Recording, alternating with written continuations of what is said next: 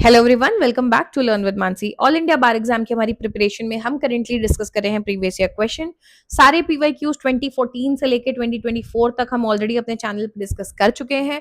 Topic wise है, सबकी अलग अलग प्लेलिस्ट बनी हुई है, सबको जाके आप देख सकते हो।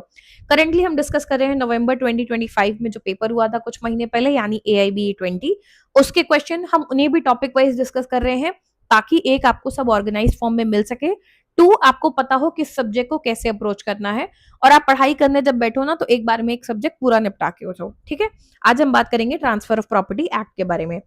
This is a little bit about me. Channel पे नए हो तो प्लीज सब्सक्राइब कर लेना, कमेंट करना, और कोई भी डाउट हो तो, और अगर हेल्पफुल लगा हो तो प्लीज हाइप कर देना। ठीक है, टेलीग्राम ज्वाइन कर लेना। लेक्चर की पीवाईक्यू की पीडीएफ, थ्योरी की पीडीएफ, कोई डाउट हो आप वहां पे हमसे कनेक्ट कर सकते हो, एंड सारी अपडेट्स भी आपको यहाँ मिल जाती हैं।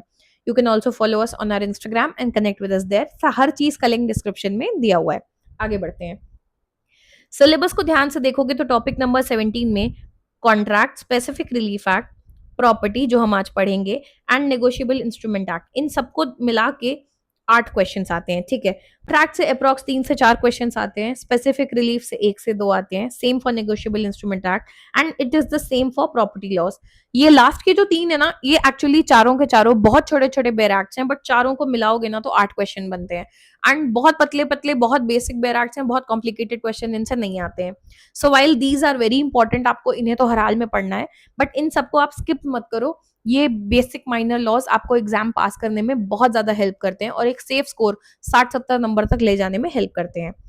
इस क्वेश्चन में इस स्पेसिफिक टॉपिक के लिए हम यूज करते हैं ट्रांसफर ऑफ प्रॉपर्टी एक्ट 1882। ठीक है, चैनल पे जाओगे, प्लेलिस्ट मिलेगी इस नाम से, उसमें एक सिंगल वीडियो है, 20 मिनट का वीडियो है, जिसमें 2014 से लेके 2024 तक के सारे क्वेश्चन कवर्ड हैं, और आज का वीडियो भी इसी में ऐड कर दिया जाएगा। तो प्लीज पिछला जरूर देखना, बहुत सारे क्वेश्चन क्योंकि रिपीट होते हैं। ठीक है, क्वेश्चन देखते हैं। Rahul rents a shop in the city for running his retail business. Okay. Later, the landlord decides to terminate the lease. ठीक है, तो राहुल ने रेंट पे एक शॉप ली सिटी में अपना बिजनेस चलाने के लिए। लेटर ऑन लैंडलॉर्ड ने डिसाइड किया कि उसकी लीज को वो टर्मिनेट कर देंगे। Okay, since the lease is for purpose other than agriculture or manufacturing and there is no special contract between the parties, the landlord wonders how many days notice he must legally give under the Transfer of Property Act to end the lease. What is required notice period? तो सीधी सी बात है कि वो lease क्योंकि agricultural land की नहीं है या किसी मैन्युफैक्चरिंग के काम से रिलेटेड नहीं है, और कोई स्पेशल कॉन्ट्रैक्ट भी नहीं है पार्टीज के बीच में, तो लैंडलॉर्ड सोच रहा है मुझे कितने दिन का नोटिस देना होगा इसको, इस लीज को एंड करने के पहले। ठीक है, ऐसे क्वेश्चन जब कभी एग्जाम में आए तो मैं आपको एक बार टिप दे के जा रही हूँ, ये तो फिर भी 2 लाइन का था, कई बार यही ना 10 लाइन का बन जाएगा।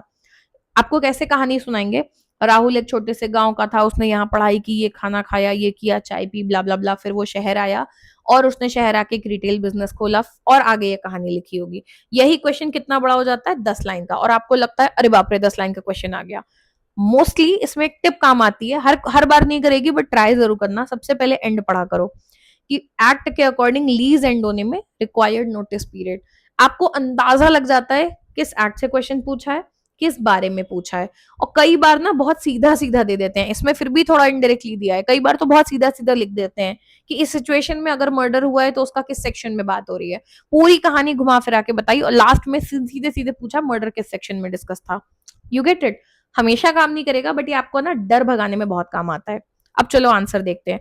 5 दिन का नोटिस, 15 दिन, 45 डेज या 60 days. Correct answer is B, 15 days. Section 106 act का देखोगे, इंडेक्स में जाओगे, सर्च करोगे, duration of certain leases in absence of written contract और लोकल यूजेज। हमने क्लियरली क्या पढ़ा, पहली बात तो लीज दिखा हमें, एब्सेंस ऑफ रिटन कॉन्ट्रैक्ट हमने पढ़ा कि कोई स्पेशल कॉन्ट्रैक्ट एग्जिस्ट नहीं करता है। तो हम जल्दी से इस एक्ट को खोलेंगे, सेक्शन को, कि देखें भाई क्या बात की है। और यहाँ लिखा है in the absence of a contract, या फिर लोकल लॉ भी नहीं है, और usages to the contrary, a lease of immovable property, please movable और इमूवेबल ध्यान से देखना, for agricultural or manufacturing purposes shall be deemed to be a lease from year to year, terminable on the part of either party by 6-month notice. ठीक है, and a lease of immovable property for any other purpose shall be deemed to be a lease from month to month, terminable on the part of either party by 15 days notice. पहली बात तो immovable movable important है, ये ध्यान देना। अब obviously shop है तो इमूवेबल है, राइट। क्लियरली लिखा है अगर वो एग्रीकल्चरल पर्पज से है या मैन्युफैक्चरिंग पर्पज से है तो लीज कैसे होती है, साल दर साल के बेसिस पे, और टर्मिनेट कोई भी पार्टी कर सकती है 6 महीने का नोटिस देके। आधे बच्चे गलती क्या करेंगे, जल्दी से इसको पढ़ेंगे और आगे बढ़ जाएंगे। बात यह है, आपसे क्लियरली कहा है कि उसने दुकान खोली है रिटेल बिजनेस के लिए, इसमें कोई मैन्युफैक्चरिंग या एग्रीकल्चर का काम नहीं हो रहा है। अगर यही क्वेश्चन एग्रीकल्चर या मैन्युफैक्चर में पूछते तो अब आंसर होता 6 मंथ्स। खैर 6 मंथ्स यहाँ ऑप्शन ही नहीं था, बट फिर भी मैं बता रही हूँ। और क्लियरली लिखा है अगर सेम लीज इमूवेबल प्रॉपर्टी के लिए है किसी और पर्पस के लिए, तो लीज महीने दर महीने की होती है, टर्मिनेट कोई भी कर सकता है 15 डेज का नोटिस देके। तो आपका आंसर है बी। ठीक है, एक ही क्वेश्चन आया था इस बार एग्जाम में, क्योंकि कॉन्ट्रैक्ट और बाकी टॉपिक से ज्यादा आए थे। 1 से 2 क्वेश्चन, बहुत इजी टॉपिक है, मतलब मेरे हिसाब से कुल मिला के 1 घंटा भी दे दोगे ना। मैंने 20 मिनट का लेक्चर पहले का है, आज का लेक्चर 5-10 मिनट का होगा, और हार्डली 10 से 15 मिनट बैराक को दे दो और इसको करके साइड कर दो, दोबारा देखना ही नहीं है। एग्जाम के एक दिन पहले हल्का सा रिवीजन मार लेना, you are done with it. ठीक है, इससे ज्यादा टाइम देने की जरूरत नहीं है, एंड इससे ज्यादा काम की भी नीड नहीं है। बट छोड़ के मत जाना, लास्ट मोमेंट एग्जाम में दिक्कत होती है, वरना अगर इमीडिएटली मान लो बहुत इजी क्वेश्चन है पर आपने पहले देखा ही नहीं होता है ना, तो आपको दिक्कत होती है। So stay tune, keep watching, और जरूर पढ़ के जाना, पूरा पिछला लेक्चर जरूर देखना। Bye bye.